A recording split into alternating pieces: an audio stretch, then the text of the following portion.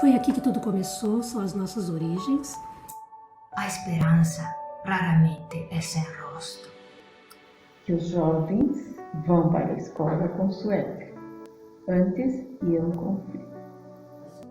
Mesmo que sejamos frágeis, a graça do Senhor nos torna fortes, corajosos e corajosas.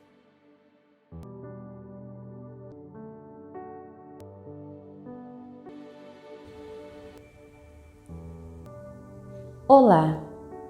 Neste ano de 2020, a Congregação das Irmãs de São José celebra 370 anos de fundação. E com grande alegria que nós, Irmãs de São José de Chambéry, no Brasil, preparamos um ano vocacional.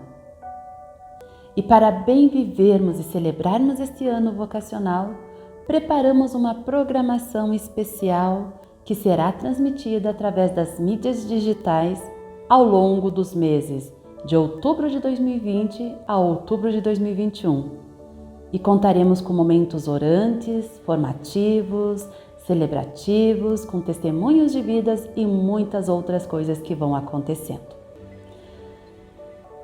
Hoje, queremos partilhar com vocês a história de vida e missão de irmãs que estão presentes em 4 países, na Itália, França, Tanzânia e Bolívia.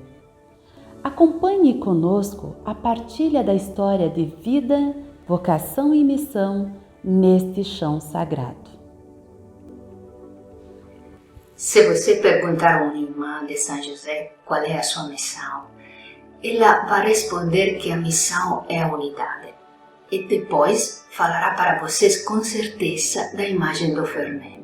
Sim, porque o padre Jean-Pierre Médaille, o nosso fundador, deixou escrito que para mostrar o amor de Deus à humanidade, nós, irmãs de São José, temos um caminho específico: viver como fermento de unidade no mundo. Nós, irmãs de São José de Chambéry, moramos no bairro mineiro Alalai, na zona sudoeste da cidade de Cochabamba. E a partir daí, atendemos alguns dos bairros mais pobres do setor. A grande maioria das pessoas que moram nesses bairros são migrantes provindos do interior de La Paz, Oruro, Potosí e outros lugares do país. Da mesma forma, uma diversidade cultural, tais como linguagem, costumes, vestuários, religião, crenças, tradições e misturas culturais. Nós chegamos em Cochabamba em 1989 e nos integramos à missão na paróquia São João Bautista, Alalai, através da catequese sacramental e o serviço social. A partir de 1990, trabalhamos com 10 centros maternos e 14 centros de atendimento às crianças, que aqui são chamados comedores. Surgiram como resposta às situações angustiantes e dramáticas que vivenciavam as famílias e crianças destes bairros. Olá, eu sou a irmã Heloísa, eu sou irmã de São José de Chambéry, da província de São Paulo, do Brasil. Atualmente eu estou morando na França, no Centro Internacional São José e Le Puy-en-Velay. Eu vivo aqui já faz 5 anos e eu estou atualmente com a Olga, que é uma leiga associada das Irmãs de São José da Congregação dos Estados Unidos. O que nós fazemos aqui? A missão do centro o primeiro objetivo é acolher as pessoas que aqui chegam, né? E, na verdade, todos que vêm aqui, eles vêm de vários países do mundo inteiro, por isso que é internacional. Eu sou Valesca, sou irmã de São José, sou natural do Rio Grande do Sul, Vacaria, e estou em missão no leste da África desde 2006. E aqui nesta vila onde nós estamos agora, eu estou há 10 anos. O centro ele é dirigido pelas congregações de São José e também pelas federações. Então, a congregação de Chambéry, Lyon e Dupuy, o Instituto, e as federações italiana, americana e canadense. Financeiramente, o centro ele vive dos dons das congregações e também das pessoas que vêm aqui e podem contribuir. O fermento na massa do pão. Gosto dessa ideia do fermento em relação ao mundo. É uma imagem positiva e podemos pensar no mundo de muitas maneiras e também no ser humano. Se imagino o fermento, não acho o mundo como uma realidade a ser reformada, uma realidade a ser corrigida. Ao contrário, estar no mundo como fermento significa fazer crescer, desenvolver algo que tem potencial em si mesmo. Um olhar positivo.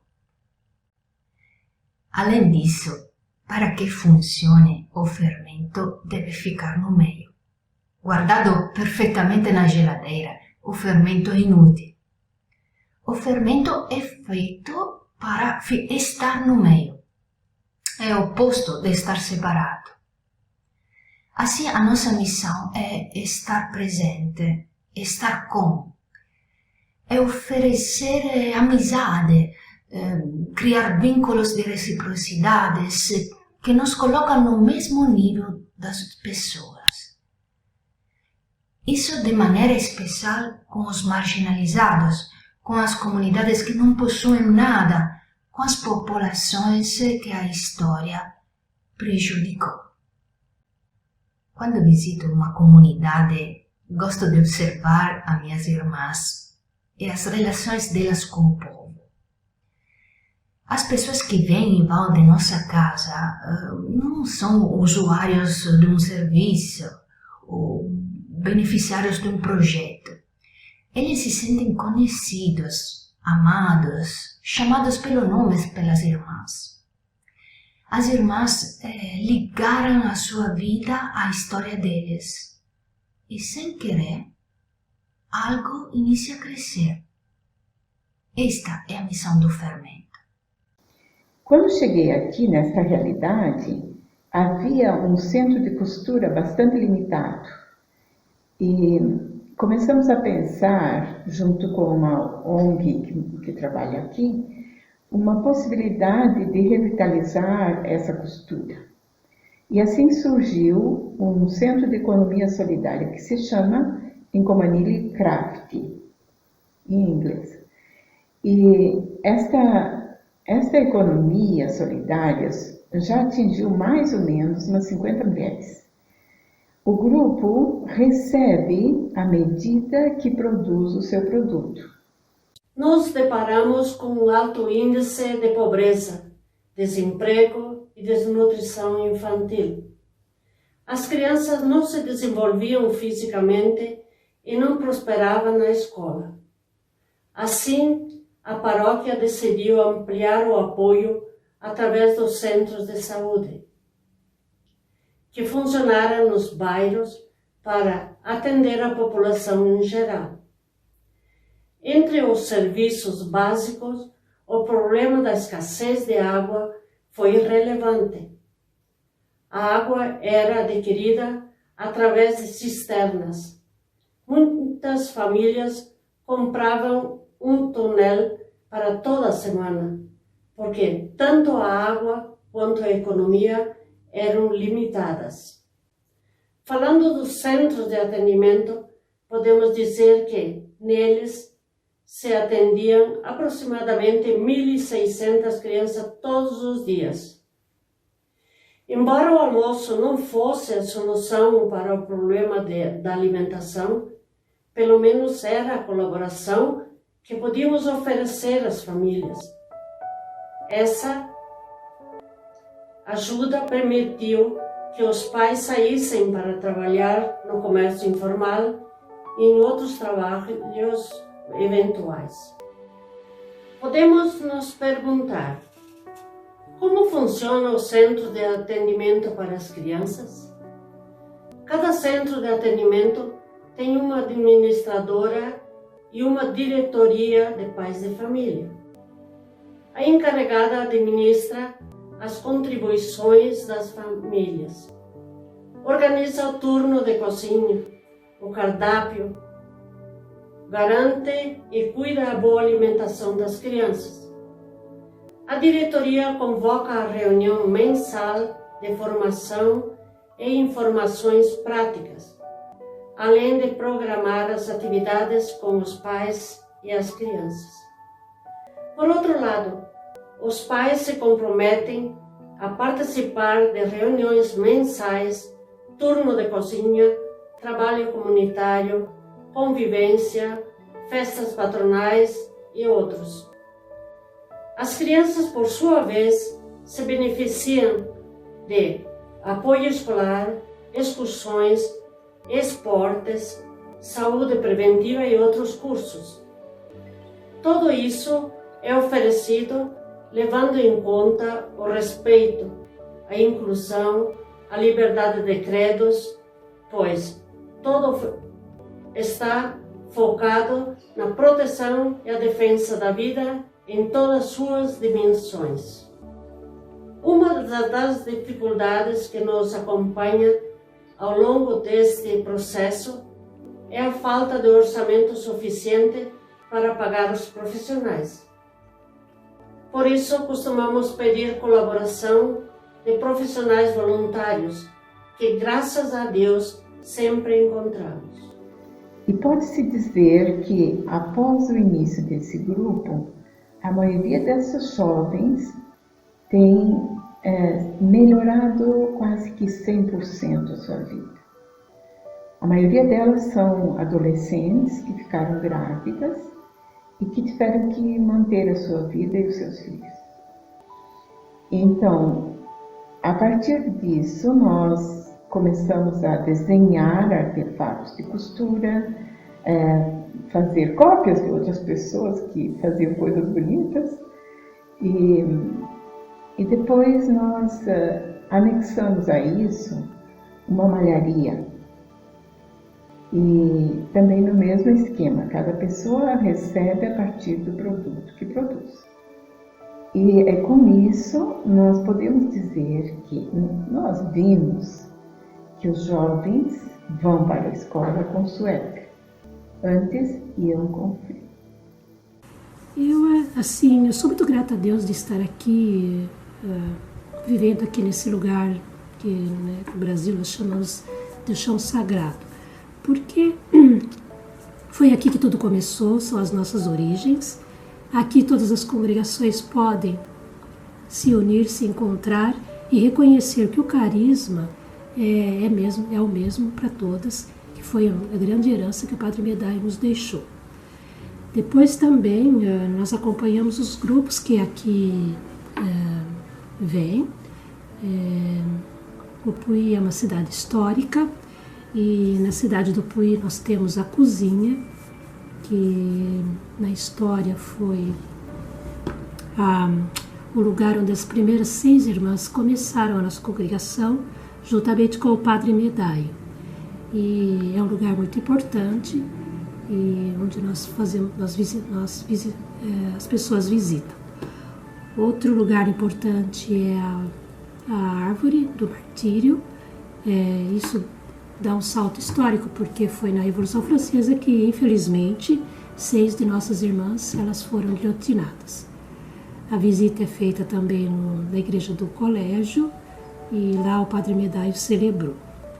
Então, é muito importante que a gente acompanhe esses grupos, porque eles podem conhecer também outros lugares fora do Puy, que faz parte do percurso histórico, que é Bassambassé, Monistrol, Lyon, onde depois nós sabemos durante a história as irmãs continuaram a congregação com a Madre Fombone. Ao longo dessas décadas, podemos destacar conquistas e dificuldades. Conquistas.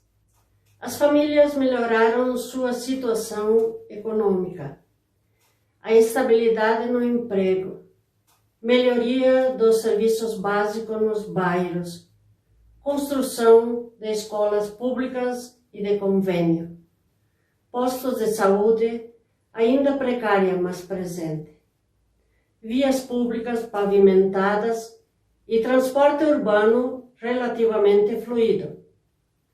O sutil progresso econômico das famílias resulta no fechamento de centros de atendimento e outros bairros, e abertura de outros, onde as necessidades são mais latentes. Atualmente, temos 4 centros de atendimento infantil com um número mais reduzido de crianças. Dificuldades. Famílias desintegradas, violência doméstica e machismo, desemprego, uso de bebidas alcoólicas, sincretismo religioso. Sentimos muita alegria e satisfação quando vemos que muitas das crianças do centro de atendimento, alguns órfãos, são gratas pelo apoio recebido através do trabalho colaborativo e dedicado que acontece nos centros de atendimento. Apoio que ajudou a sua formação pessoal e profissional. Sim, porque a esperança raramente é sem rosto. Não sei como foi para vocês, mas eu encontrei a esperança nos olhos de alguém que me olhou com confiança. Assim, a missão das Irmãs de São José é um olhar do amigo que desperta confiança na vida, que sustenta e cura as feridas. Por ser uma comunidade que olha assim, este amor traz Deus presente. Quanto a mim, como assessora geral, sou responsável por conseguir os alimentos para os centros de atendimento, planejar as atividades junto com as diretorias, garantir a formação integral de pais e filhos, gerenciar a colaboração de profissionais como médicos, enfermeiras, advogados, religiosos, sociólogos, professores, ONGs, instituições comprometidas com a promoção humana. Uma das dificuldades que nos acompanha ao longo deste processo é a falta de orçamento suficiente para pagar os profissionais. Por isso, costumamos pedir colaboração de profissionais voluntários, que, graças a Deus, sempre encontramos. O que nos ilumina e nos fortalece para continuar esse serviço de ajuda é a passagem do Evangelho de São Mateus, capítulo 25, versículo 40. Tudo que fizestes a um desses pequenos, é a mim que fizestes. Esta passagem me ajuda a ver nas crianças o mesmo Cristo. Nesse tempo de pandemia também, nós anexamos uma cozinha, porque aqui é um centro de peregrinação e as pessoas passam por aqui. Então nós estamos oferecendo uma comida rápida, que pode também ajudar as mulheres, porque nesse tempo nós tivemos muito pouco produto para fazer. A unidade se faz à medida que as pessoas satisfazem as suas necessidades básicas e com isso se unificam e conseguem se sentir mais gente e dar resposta à sociedade e à vida de família, a vida de comunidade. Elas se unificam dando resposta às necessidades básicas. Quando a mim, como assessora geral, sou responsável por conseguir os alimentos para os centros de atendimento, planejar as atividades junto com as diretorias, garantir a formação integral de pais e filhos, gerenciar a colaboração de profissionais como médicos, enfermeiras, advogados, religiosos, professores, ONGs, instituições comprometidas com a promoção humana. Nestes anos de serviço internacional na congregação, tive a alegria de visitar tantas comunidades nos 5 continentes. Na Índia, no Paquistão, na América Latina, na África, na Europa. Das aldeias mais remotas até as megalópolis, em todos os lugares. Me impressiona sempre a mesma coisa.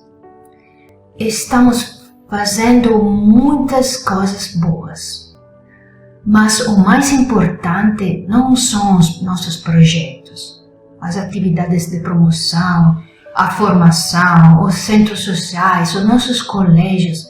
Tudo isso é bom, até quando é para nós oportunidade de encontrar, de cruzar com outras vidas e nos tornarmos parceiras. E nós também agradecemos muito a Deus ter o nome de São José, porque ele é o nosso intercessor e nós acreditamos que ele está sempre conosco. Ouvindo os noticiários e vendo a falta de unidade que estamos sofrendo, parece que nós estamos esvaziando o mar com a colherinha. Mas estamos semeando uma humanidade interligada, uma comunidade de amigos e não de inimigos, onde sem falar o seu nome ou chamando com nomes diferentes, Deus está presente. Em outras palavras, mesmo que sejamos frágeis, a graça do Senhor nos torna fortes, corajosos e corajosas. É certo que Ele nunca nos abandona. Eu penso que um aspecto muito importante do nosso carisma aqui no São José é responder à realidade que se apresenta naquela localidade. Então, esse é um aspecto que eu respondo, dando essa resposta a essas jovens adolescentes que engravidam. Que alegria ao ler a última encíclica do Papa Francisco. Eles nos lembram bem isso, o poder transformador de nossos laços, das nossas relações de proximidade. Hoje na minha comunidade somos 4 irmãs, cada uma de um país diferente, quase cada um de um continente diferente. Mas esta convivência multicultural não é uma novidade no nosso mundo de hoje. No nosso mundo, quantas pessoas, por escolha ou por necessidade, vivem assim? Mas viver em comunidade como irmãs, como irmãos, isso é diferente. Significa acreditar nessa ideia divina que todos somos um. Para mim, como irmã de São José, é uma graça compartilhar com eles o mais simples e sagrado, como o alimento e também a formação integral.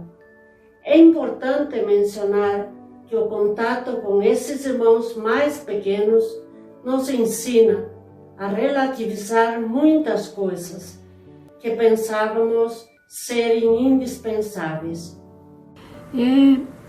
Eu gostaria de dizer para os jovens que gostariam de entrar na vida religiosa ou pensam na vida consagrada, eles deveriam se perguntar: de onde vim, o que eu estou fazendo aqui hoje e para onde vou?